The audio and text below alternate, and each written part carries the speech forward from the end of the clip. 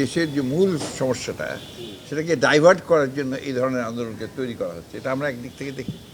তো ছেলেদের যে দাবি, এই দাবি কিন্তু আমরা বলেছি আমরা সমর্থন করি। এটা কিন্তু অত্যন্ত যৌক্তিক দাবি, এটাকে আপনার অযৌক্তিক বলার কোনো কারণ নেই। 50 বছর পরেও 56% আপনি কোটা দিয়ে রাখবেন, এটা সম্পূর্ণ অযৌক্তিক। ওইখানে যেটা হচ্ছে মেধার যে বিকাশ সেটা একদমই হচ্ছে না, অর্থাৎ মেধা দিয়ে আপনি অ্যাডমিনিস্ট্রেশন আপনার অন্যান্য জায়গাগুলোতে আপনি নিতে পারছেন না। এটা একটা বড় ক্ষতি হয়ে গেছে সেগুলো।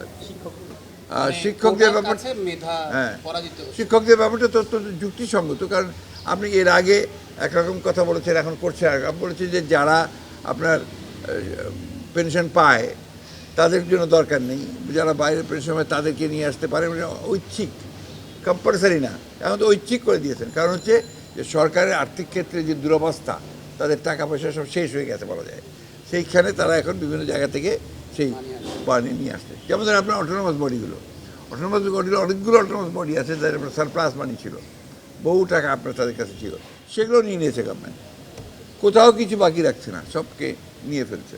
এখন জন্ম সনদ দিয়ে খোলো বিকাশ স্টুডেন্ট অ্যাকাউন্ট, নিজের বিকাশ নিজে কর। এরপর আপনি দেখেছেন আরও কি মারাত্মক ফলস ইনফরমেশন দেয়।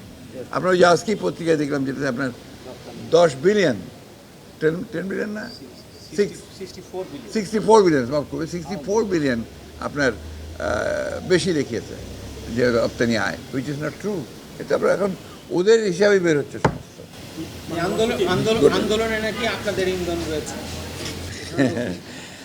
আমরা কখনোই এই ধরনের আন্দোলন দেওয়ার প্রশ্ন ওঠে, কারণ ওরা তো আপনার নিজস্ব তাদের একটা প্রফেশনাল আপনার সব বিশ্ববিদ্যালয়গুলো শিক্ষকরা করছে, ছাত্ররা করছে, আমরা এখানে ইন্ধন দিতে যাবো কেন, ওর প্রশ্নই উঠতে পারে না।